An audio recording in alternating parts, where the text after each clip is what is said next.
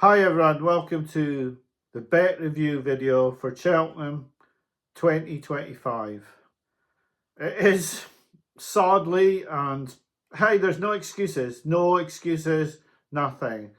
It is a litany of disaster with a loss of the entire bank of £400. When you're behind on the bank, there's no point in leaving £50 in it and losing £350 when you've made a profit for 7 years. You just keep going, and it's been a very, very tough festival. Last season, when I look at the weekly selections I put on another challenge, they were absolutely woeful, yet I made a profit on my videos. This year, the selections that I put on that weekly challenge, you would think I've knocked it out of the park, and I've had a bloodbath on the videos. So I can't say any more than, yeah, I'm deeply disappointed. I am really, really disappointed. I have always said to everybody that I put my selections up in the best of faith, but I'm not a professional punter.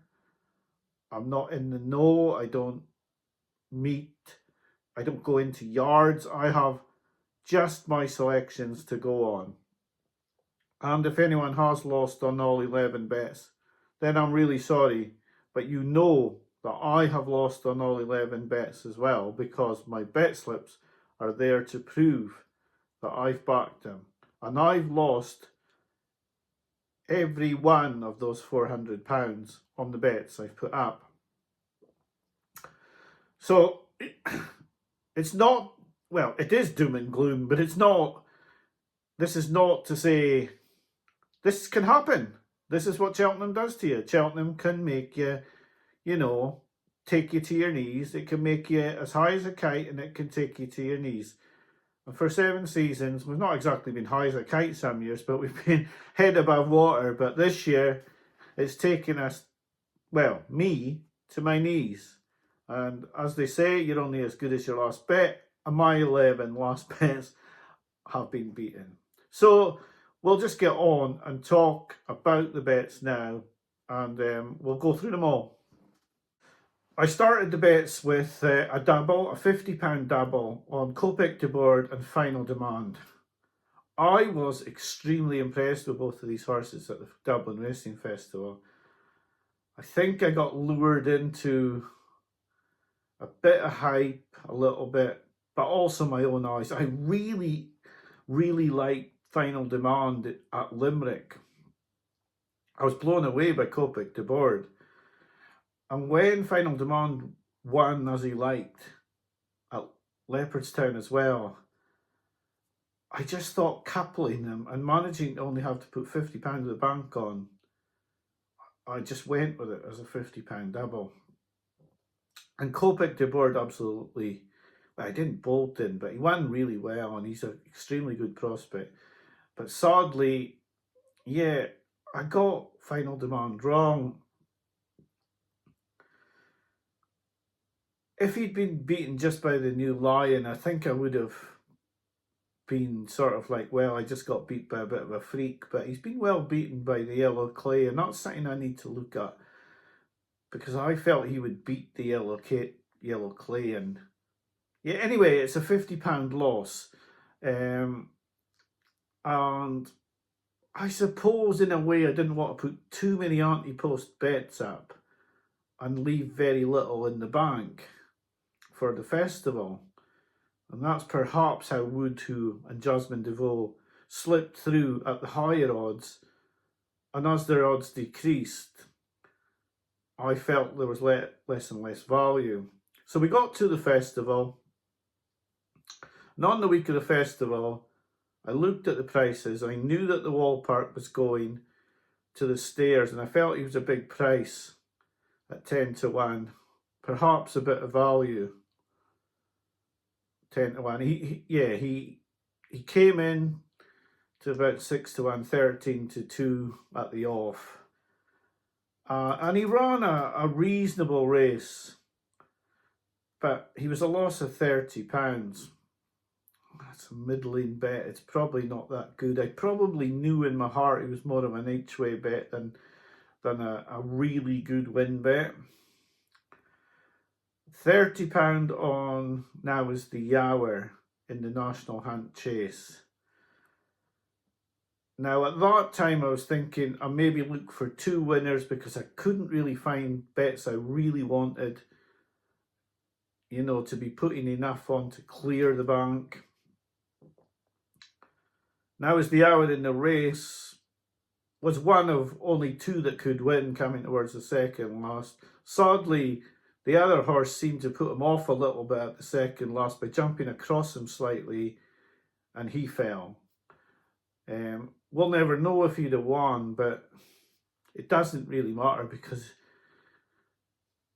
even if he would have won, he's fallen. He's upset his lead rider, and we've lost £30. And yeah, sadly, that was I think, yeah, I wouldn't say it was a bad bet. There's no way I would think it was a bad bet.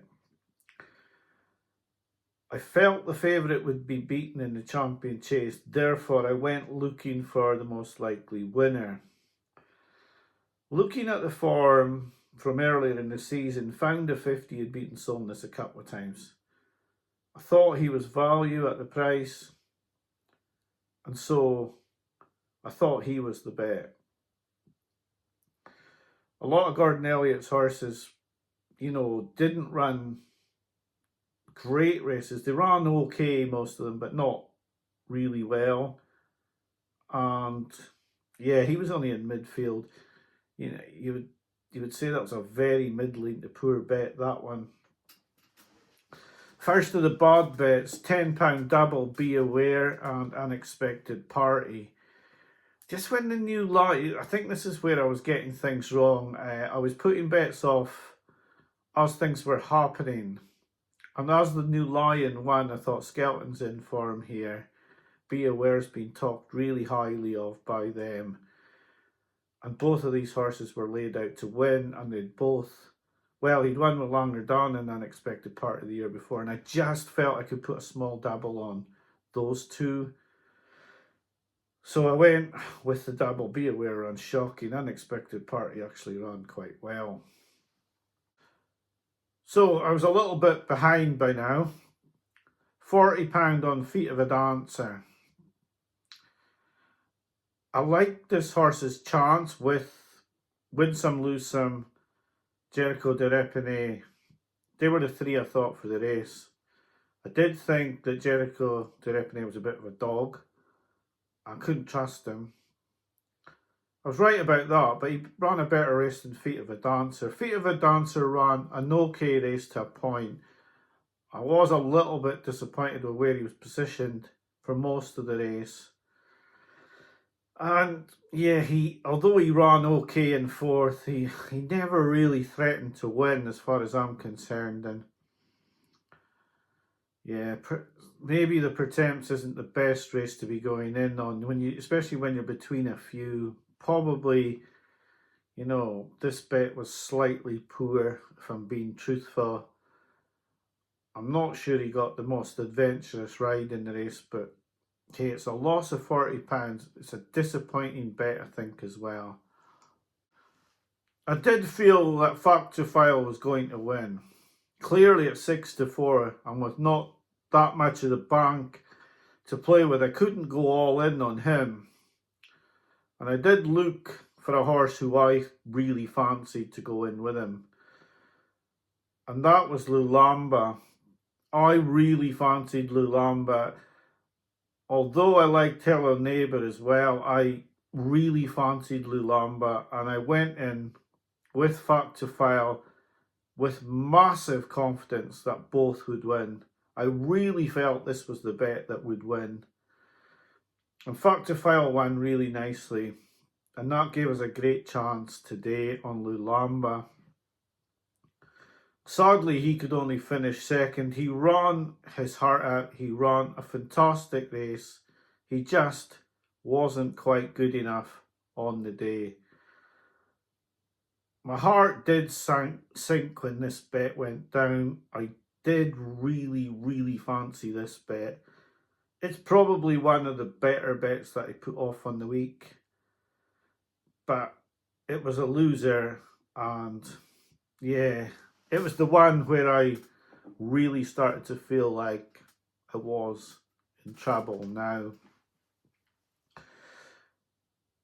£15 on the double of Galileo Dame and Hello Neighbour. Yeah, I did think that Joseph O'Brien was doing well at the festival. I felt like this had run such a good race against Hello Neighbour that she could put it up in the mare's novice getting so much weight. Then I felt like if she won, Hello Neighbour would be heavily backed. And so I went with a small double. Was it a bad bet? Possibly not. But a loss of £15, and yeah, disappointing. Both of them ran disappointing, so probably you'd class that as a poor bet. This is the worst bet, I think. Ballyboe, £30 to win. When I saw Air of Entitlement win and the form link with Ballyboe and Ballyboe's subsequent form, I went with this horse thinking he would be heavily backed and have a great chance in the Bartlett. This is where I probably went quite badly astray here, putting the two bets off on Thursday afternoon. Firstly, Ballyboe, when I should really have been thinking about my selection of Jasmine DeVoe since ages. This would go down as possibly a bad bet because I was trying to think of contingency bets and I got lured into this one, completely going off Jasmine DeVoe, and of course Ballyboe didn't even come in odds and actually went right out before the off. And I think we can write this bet off as really poor, and this was one of the bets that put me incredibly under pressure then. The next bet is extremely similar, Ginny's Destiny. When Caldwell Potter won, and I already fancied Ginny's Destiny, I thought, and I know stupidly thought, that Nichols has got these horses ready. Obviously, he'd got Caldwell Potter well handicapped, and I just felt that Ginny's Destiny's back form with Grey Dawning, that he might, pull the double off. Ginny's Destiny ran okay, but for me, I should have been thinking, look at these unexposed handicappers in this race. It's easy with hindsight. Of course it's easy with hindsight, and you do get a bit blindsided. Like I've said, the bets are terrible. I'm not trying to excuse them. I'm trying to explain my reasoning behind them. It doesn't matter. They've all lost, so explaining the reasoning doesn't help. But I have to scrutinise what I did and how I've done so badly. Yeah, she was simply up against unexposed rivals, and I shouldn't have put this bet up. I just got caught up in the moment of Caldwell Potter, who I actually also mentioned in the preview with Smoking Cheltenham, that I thought maybe, but everyone had that start of the Brighter Days Ahead dam, and she'd run so poorly as well that I went away from Caldwell Potter, didn't even really think about him for that race. And of course, that was on my mind about the dam's progeny doing so poorly at Cheltenham. So when he ran so well, I went with Ginny's Destiny. Yes, poor. I know now, hindsight's 2020, and poor bet. That left me with £90 in the bank going into Friday, plus the bet on Lulamba and Ballyboe were going to run. And I couldn't make my mind up if I would have a bet in the county. I felt bad deserting Absurd, and I could still see him winning. I thought the mark of 132 for Lark in the Morning was so good. And although I thought Townend probably had the right horse from Mallin's Yard, I was scared of Lark in the Morning and Valgrand, and I felt that 130 wasn't a good enough price. So I just scrapped any idea of looking for a bet in the county hurdle, which has always been really kind to me. And I went with Monty Star. Now he's just bumped into one. He's had a lot of. He's jumped really badly at one of the jumps down the back. Then he's been hampered. And even if he hadn't been hampered, I think the best he would have finished was second or third. But because he was in a bet without the favourite, he would have never beaten. I know the way you're thinking. He may have been close to Galloping Deschamps without the problems he encountered in the race. But it wouldn't have mattered because the bet would never have been up, because I know the way you're thinking could have gone round again. It wasn't that easy. So, yeah, another poor bet. But I went with a horse that I had fancied all year. And, yeah, people will look at Wood, who was a poor price on the day. I saw no value in her on the day. I mean, yeah, you can see the value now because she's won so easily, but I didn't see any value in her price. She was also running against Kopek to me, and you didn't know how good that horse was. So at the price, I can see why I left her today, but maybe I should have had her on a lot earlier. I mean, for the past few days, she's not been a price to back, but maybe I should have been on when she was still around the 8-1 mark.